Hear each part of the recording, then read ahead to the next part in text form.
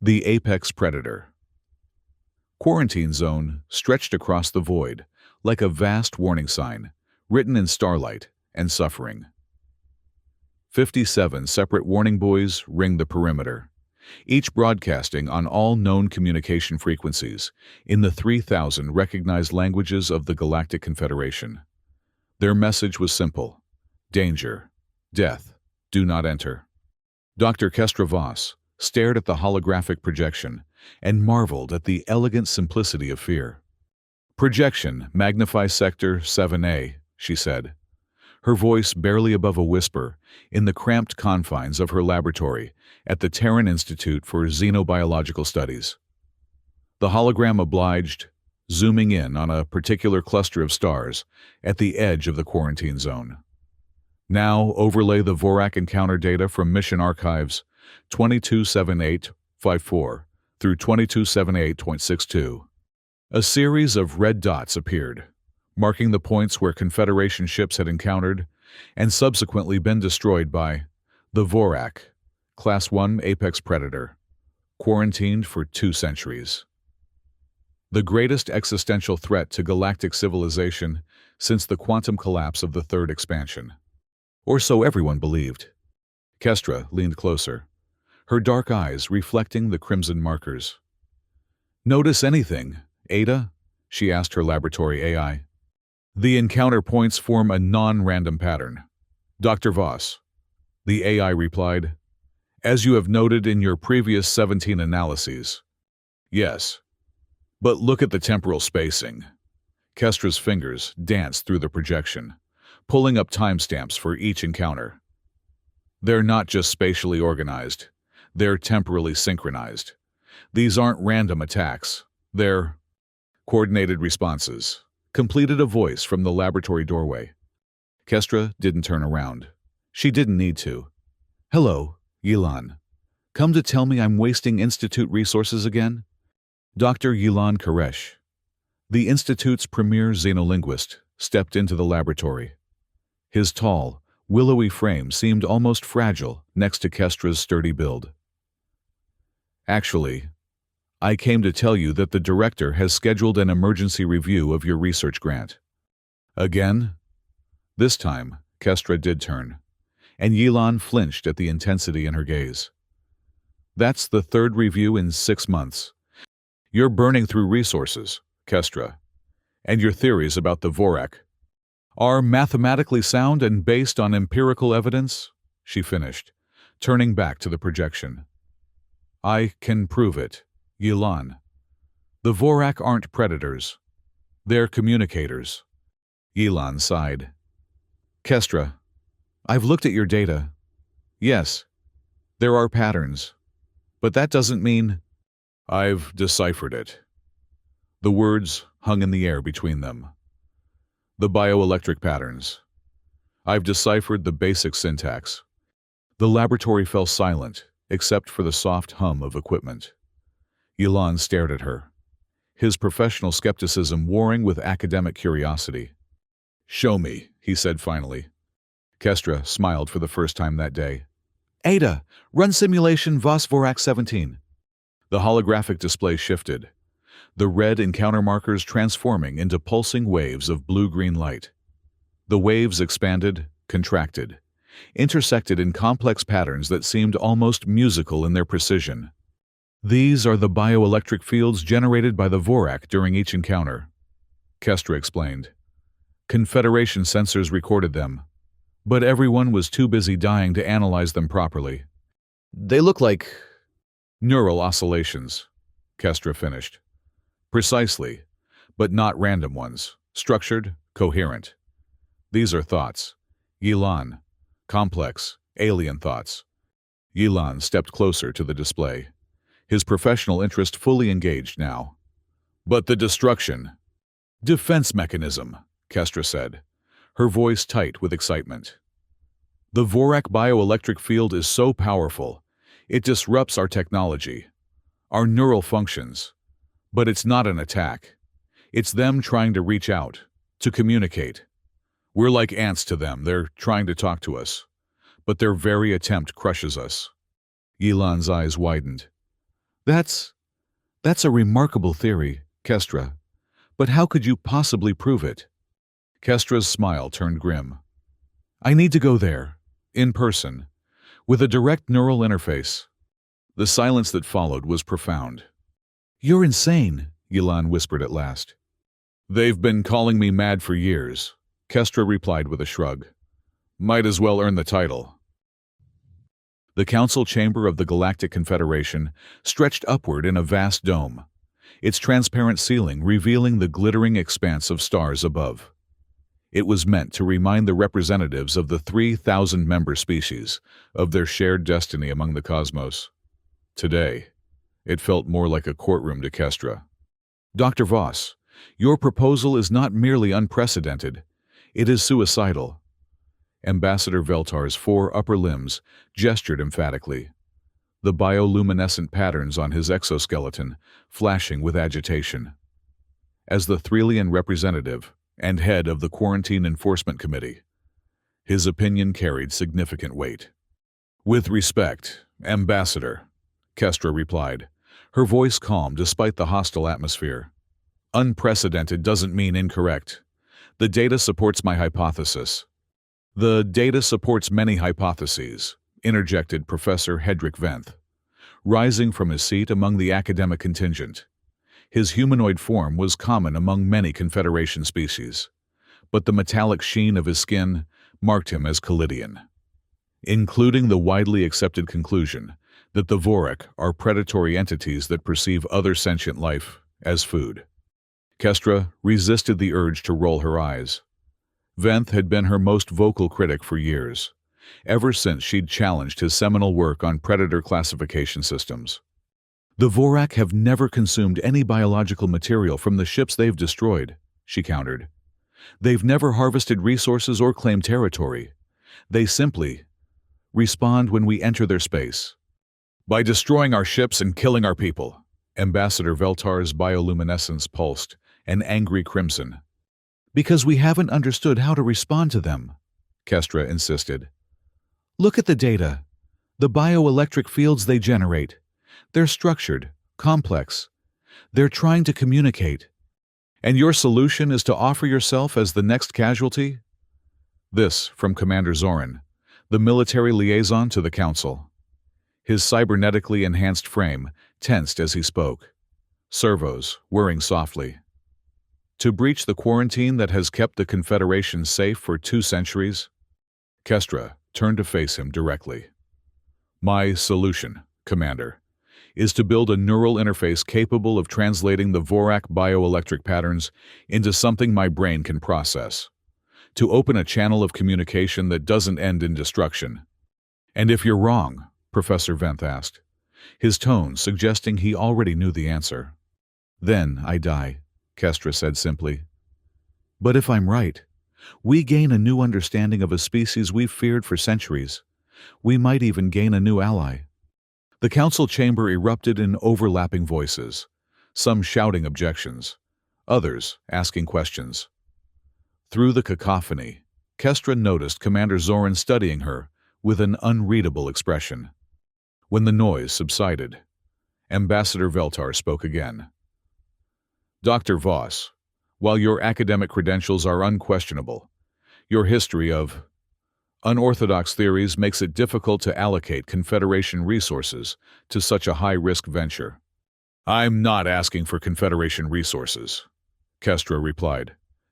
Just permission to cross the quarantine boundary with my own research vessel.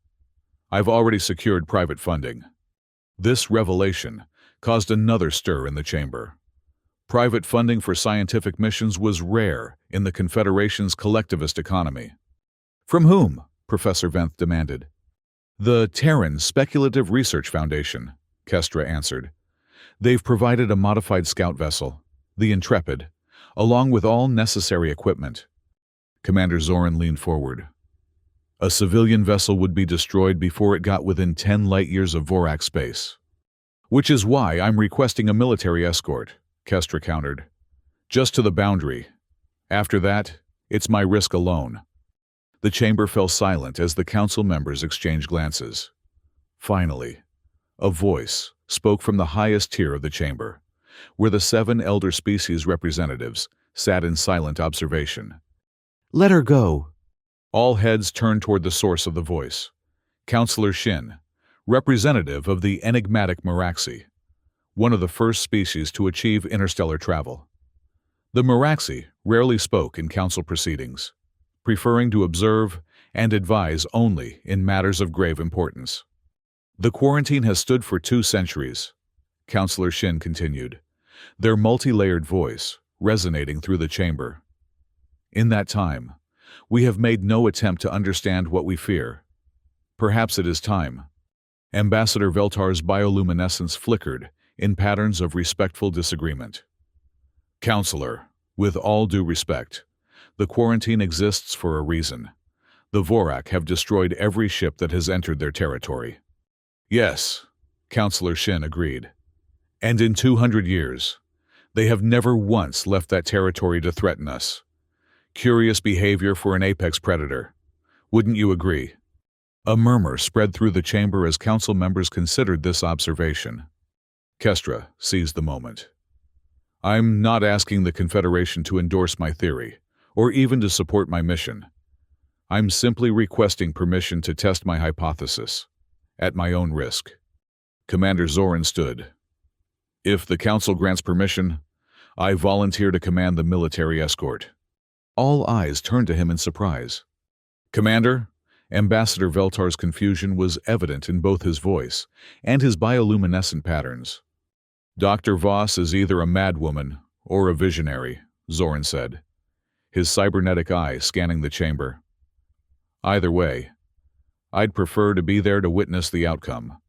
And if she's right, the Confederation should have an official representative present for first contact. Kestra couldn't hide her surprise. Zoran had been one of her most consistent critics in previous hearings. The council deliberated for 3 more hours, but the outcome was effectively decided. With Counselor Shin's support and Commander Zoran's unexpected endorsement, the mission was approved by a narrow margin. As the chamber emptied, Kestra found herself face to face with Commander Zoran. Thank you for your support, Commander, she said, extending her hand in the traditional Terran gesture. Zoran regarded her hand for a moment before taking it in his own cybernetic grip. Don't thank me yet, Dr. Voss. I still think you're probably wrong. And if you are, I'll be the one writing the report about how you got yourself killed. And if I'm right? Kestra asked. A rare smile crossed the commander's face. Then, I'll be the one writing a much more interesting report. The Intrepid was smaller than Kestra had expected. The modified scout vessel had been stripped of most of its amenities to make room for her specialized equipment, leaving barely enough space for the minimal crew. It's cozy, Dr. Yilan Koresh observed as they boarded, his tone making it clear he meant the opposite. It's functional, Kestra corrected, running her hand along the corridor wall. And it has the most advanced neural interface lab in the Confederation. A lab you built yourself, using theories no one else has validated, Yilan reminded her. Kestra, I'm here because I believe in you, not necessarily because I believe your theory. Are you absolutely certain about this? Kestra paused at the entrance to the laboratory module. No, she admitted. I'm not certain, but I am convinced. There's a difference. Yilan sighed. That's what worries me. The rest of the small crew boarded over the next few hours. Besides Kestra and Yilan, there was Talia Reeves, a neurological engineer who had helped design the interface, Jax Morrow, the pilot, and surprisingly, Professor Hedrick Venth himself. Professor, Kestra greeted him stiffly as he came aboard. I wasn't expecting you to join us. Someone needs to maintain scientific objectivity, Venth replied, his metallic skin catching the light, and to document the results, whatever they may be. The unspoken implication hung between them. He was there to document her failure. Well, I appreciate your dedication to the scientific method, Kestra said, forcing a smile. Your quarters are in Section C. The military escort arrived last, a sleek Confederation cruiser called the Vigilant, commanded by Zoran himself. The two vessels would travel together to the edge of the quarantine zone, where the Intrepid would continue alone while the Vigilant maintained position. As final preparations were made, Kestra retreated to the neural interface lab. The centerpiece was a reclined chair surrounded by a complex array of sensors and neural connectors, a modified version of the technology used for interspecies translation throughout the Confederation, but significantly enhanced. "Will it work?" Commander Zoran's voice startled her. He stood in the doorway, his cybernetic eye scanning the equipment. "In theory," Kestra replied. "It's designed to translate the Vorak bioelectric patterns into neural impulses my brain can process, while simultaneously translating my thoughts into a form they might understand." "And if their first thought is to kill you?" Kestra met his gaze evenly. "Then you were right all along, Commander." Zoran studied her for a long moment.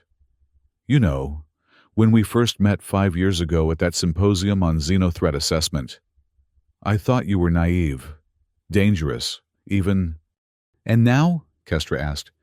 "Now I think you're still dangerous," he said. "But I'm no longer certain you're wrong." He turned to leave, then paused. "We launch in 6 hours. Try to get some rest, Doctor." Sleep, however, proved elusive. Kestra spent the remaining time reviewing her data, making final adjustments to the neural interface, and recording what might be her final research notes. "Departure sequence initiated," Jax's voice announced over the ship's comm system. "All personnel secure for transit." The journey to the quarantine boundary would take 3 days at maximum safe speed. Kestra used the time to run final simulations and brief the crew on what to expect. "Once we cross the boundary, we'll have approximately 72 hours before we reach the region of highest Vorak activity," she explained during their final briefing. "During that time, we may begin to experience what previous missions described as the silence." "Define the silence," Professor Venth requested, his tone skeptical. "Surviving logs from previous expeditions describe a progressive dampening of neural activity." Kestra replied. "Crew members reported difficulty forming complex thoughts, emotional responses, and eventually, basic communication." "That sounds like the effect of a predator on its prey," Venth observed. "Neural shutdown as a prelude to consumption." "Or," Kestra countered, "it's the effect of an overwhelming communicative presence on unprepared minds, like trying to hear a whisper in a hurricane." The tension between them was palpable. "The neural interface should protect me from the worst effects," she continued. "The rest of you will remain in shielded sections of the ship." "And if the shielding fails?" Yilan asked. "Then retreat immediately," Kestra said firmly. "The mission continues only as long as it's safe for the crew." The final day of travel passed in tense silence. As they approached the quarantine boundary, Commander Zoran contacted them from the Vigilant. "Dr. Voss, we've reached the designated coordinates."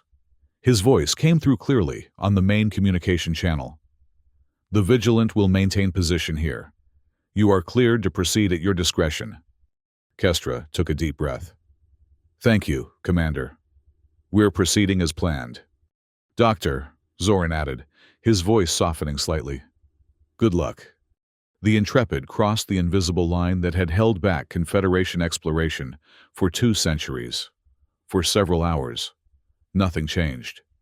The ship's systems functioned normally, and the crew reported no unusual sensations. Then, gradually, they began to notice it, a subtle dampening of thought, as if their minds were wrapped in layers of soft fabric. Simple tasks required more concentration. Emotional responses became muted. "It started," Yilan observed on the second day beyond the boundary. "The silence." Kestra felt it too, a gradual dulling of her typically sharp mind. "Everyone to your shielded stations," she ordered. "Regular neural scans every 2 hours." As they ventured deeper into Vorak space, the effect intensified. Communication became increasingly difficult. Sentences trailed off, forgotten before they could be completed. Thoughts slipped away like fish in a stream. By the 3rd day, Only Kestra remained fully functional, protected by a preliminary version of the neural interface. The rest of the crew were confined to the heavily shielded command module, their cognitive functions significantly impaired. "We've reached the target coordinates," Jax announced, his words coming slowly, with obvious effort. "Sensors detecting massive bioelectric activity surrounding planet." Through the view screen, Kestra could see it, a world wrapped in swirling patterns of energy, like a planet-sized brain pulsing with thought. "Preparing for neural interface sequence," she announced, making her way to the laboratory module. "Yilan, Professor Venth, I need you to monitor my neural patterns from the shielded section." "Kestra, too dangerous," Yilan managed, his face strained with the effort of forming coherent thoughts. "The silence, too strong here." "It's what we came for," she replied. "Ada, prepare the shuttle for launch once the interface is established." The plan was audacious. Kestra would establish the neural interface in the laboratory, then transfer to a small shuttle equipped with a portable version of the same technology. She would descend to the planet's surface in a specially designed biosuit, attempting direct contact with the Vorak. As she settled into the interface chair, Kestra felt a moment of doubt.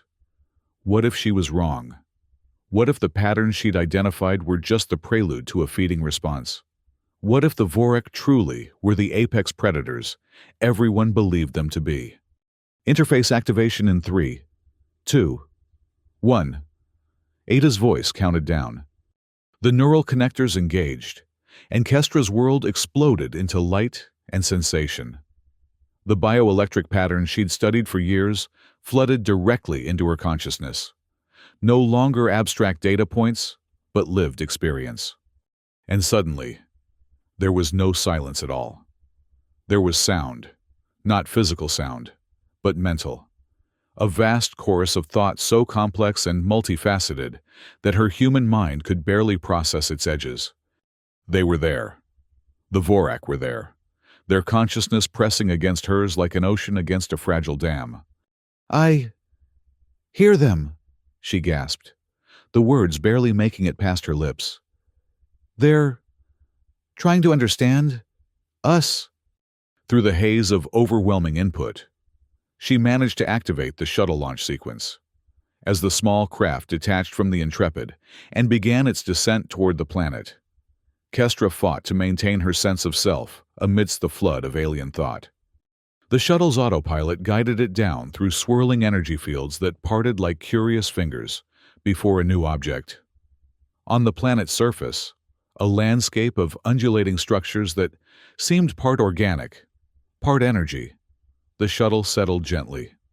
With trembling hands, Kestra secured her biosuit and checked the portable neural interface. "Maintaining connection," she reported, though she wasn't sure if anyone on the Intrepid could still understand her. "Preparing for direct contact." The moment she stepped out of the shuttle, the presence intensified 1,000-fold. Through the neural interface, she could sense them trying to modulate their communication, like a giant trying to whisper to an ant without crushing it. "I'm here," she thought as clearly as she could, projecting the concept through the interface. "I am Kestra. I want to understand." The response was immediate and overwhelming, a rush of conceptual information so dense that she staggered under its weight. Images, sensations, complex mathematical structures, and patterns she had no words for cascaded through her consciousness. And then, gradually, they began to focus, to simplify, to translate themselves into forms her mind could grasp. "We have been waiting." The concept formed in her mind, not in words exactly, but in a package of meaning her brain translated into language. For one who could hear. "You've been trying to communicate," Kestra thought back. "All this time." "Yes, the ships, the minds within, too fragile, break when we touch." The silence, Kestra realized. It's not an attack. It's cognitive overflow. You think too much for us to process. "Sad. Many lost. Learning to whisper now.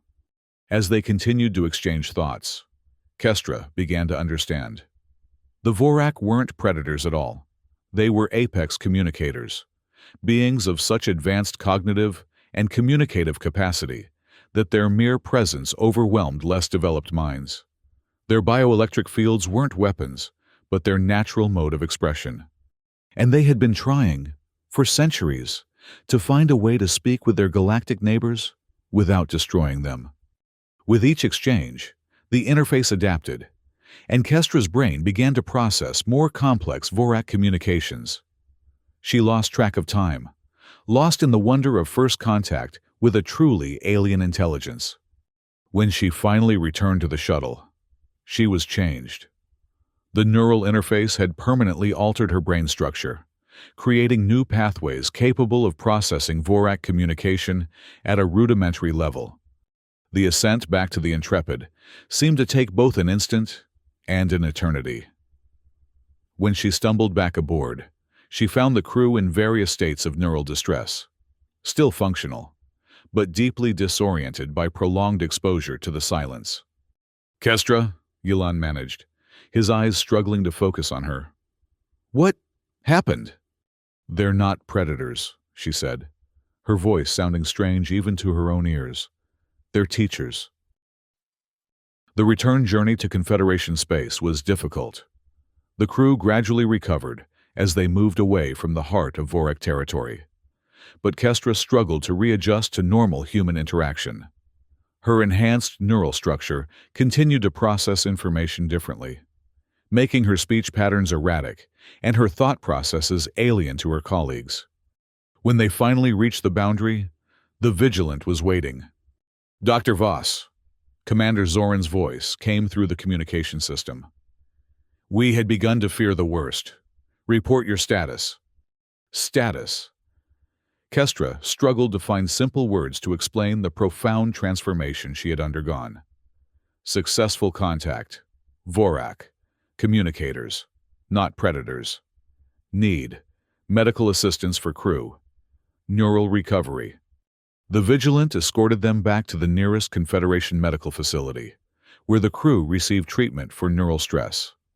Kestra, however, presented the medical staff with a unique challenge. Her brain scans showed unprecedented changes, new neural pathways, enhanced activity in language processing centers, and bioelectric patterns that mimicked, on a small scale, those of the Vorak themselves. "We can attempt to reverse the changes," the chief neurologist offered, after 3 days of tests. "But there's no guarantee of success, and it might erase your memories of the encounter." "No," Kestra said firmly, her speech improving as she learned to manage her enhanced cognition. "These changes are the proof, the connection. I need them." News of the mission's outcome spread quickly through Confederation channels. The Galactic Council convened an emergency session to hear Kestra's report, a session that turned into a marathon 12-day affair, as she struggled to convey the true nature of the Vorak to skeptical representatives. "You expect us to believe," Ambassador Veltar said during one particularly heated exchange, "that a species responsible for the destruction of 73 Confederation vessels and the deaths of over 8,000 citizens is actually a benevolent race of teachers." "Not benevolent," Kestra corrected, choosing her words carefully. "Different. Their mode of existence is fundamentally communicative. They think by broadcasting complex bioelectric patterns. When they encountered us, they tried to communicate in the only way they knew how. And this communication just happened to destroy our ships and kill our people," Professor Venth interjected. "Yes," Kestra replied simply. "Just as a tsunami doesn't intend to drown swimmers. The scale difference was too great. But now they're, what, learning to whisper?" Ambassador Veltar's bioluminescence pulsed with skepticism. "Exactly that," Kestra confirmed. "They've been trying for centuries to modulate their communication to levels we can survive. They're still learning." The debate continued for days, with opinions divided sharply along species lines.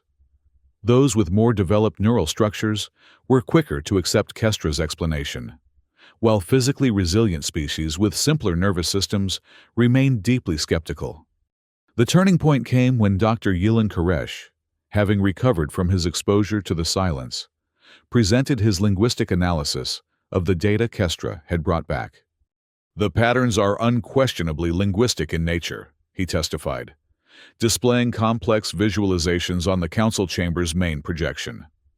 "They contain recursive structures, symbolic representations, and most importantly, adaptive elements that show the Vorak attempting to simplify their communication over time." Commander Zorin, to everyone's surprise, spoke in support of Kestra's findings. "While I entered this mission as a skeptic," he told the council, "I cannot ignore the evidence. Dr. Voss has returned neurologically enhanced, not damaged. She has brought back data that confirms her theories.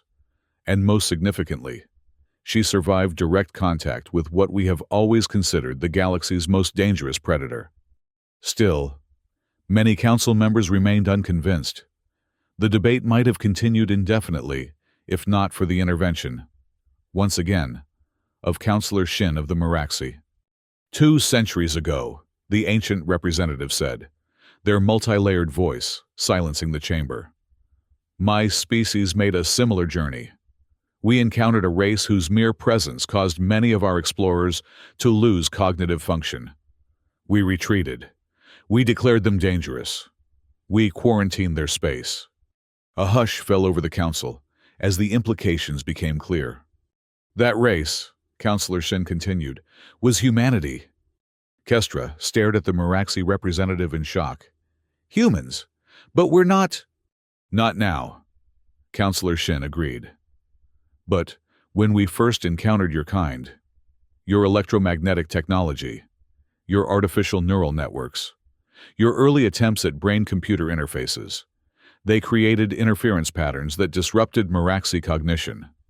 It took us decades to develop the translation protocols that now allow us to communicate." The revelation sent ripples of murmuring through the council chamber. "We have made this mistake before," Councillor Shin concluded. "Let us not make it again. I move that we accept Dr. Voss's findings and begin a controlled process of re-establishing contact with the Vorak."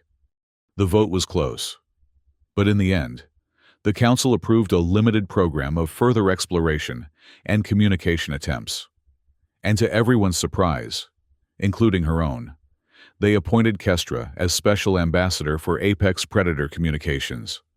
"I'm a scientist, not a diplomat," she protested when informed of the decision. "You're the only one who can hear them without dying," Commander Zorin pointed out pragmatically. "That makes you a diplomat by default." Over the following months, Kestra led a series of carefully managed expeditions back into Vorak space. Each time, more researchers were fitted with modified versions of her neural interface, allowing them to experience limited communication with the Vorak without suffering permanent damage. They discovered that the Vorak had been evolving their communicative abilities for millions of years, developing a form of shared consciousness that made individual Vorak nearly impossible to distinguish. They existed in a constant state of information exchange so complex and rapid that it appeared to lesser minds as a singular, overwhelming presence. And they were eager to learn. Once a stable communication channel was established, the Vorak began absorbing Confederation knowledge at an astonishing rate, while sharing insights from their own, vastly different perspective. 1 year after Kestra's first contact, the Galactic Council officially redesignated the Apex Predator quarantine zones as neural preparation centers. Ships entering Vorak space were now required to undergo special shielding and crew training. But the absolute prohibition was lifted. "You've changed everything," Yilan told Kestra on the evening of the Council's announcement. They stood in the observation dome of Confederation headquarters, looking out at the stars. "An entire class of species we thought were monsters turned out to be, what, the next stage of evolution?" "Not monsters, not gods," Kestra replied, her speech pattern still occasionally lapsing into the rhythmic cadence she had adopted since her neural enhancement. "Just different, operating on a scale we couldn't comprehend. And now? Yilan asked. Now we learn to listen to the silence, she said with a smile, and hear what it's been trying to tell us all along. The Galactic Confederation's third conference on communicative evolution was held, fittingly enough, in orbit around the Vorak homeworld.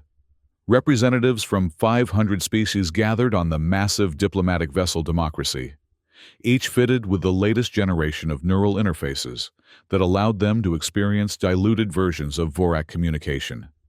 Kestra, now formally titled Ambassador of Silence, led the proceedings. In the 3 years since her first contact, 17 other apex predator species had been reclassified as advanced communicators, and preliminary contact protocols had been established with 12 of them. The universe is more crowded than we knew, she told the assembled representatives, and far less hostile.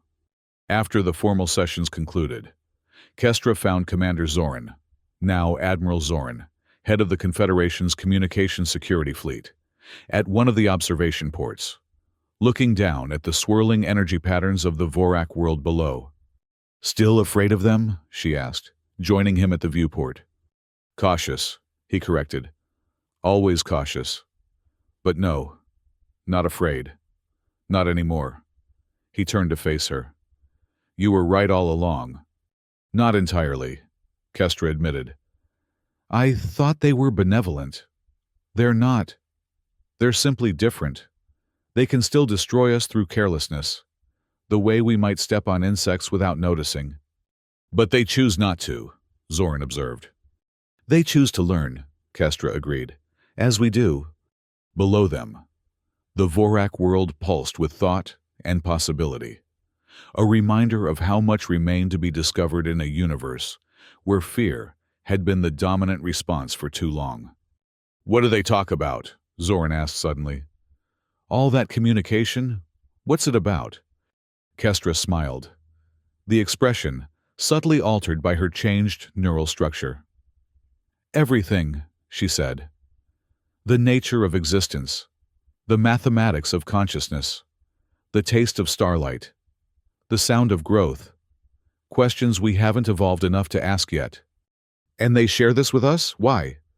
"Because that's what teachers do," Kestra replied.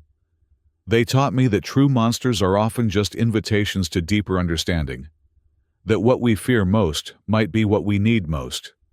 Together, they watched as a shuttle departed the Democracy, headed down to the planet's surface where a new generation of xenobiologists, linguists, and brave explorers waited to learn the language of what they had once called monsters. "They called me mad," Kestra mused, "for wanting to touch the apex predator." "And now?" Zoran asked. "Now they call me Ambassador," she said with a laugh, "which might be madder still." In the silence between stars, the conversation continued, words giving way to thoughts, thoughts to understanding, and understanding to a future where the greatest predator of all, fear itself, no longer held the galaxy in its grasp.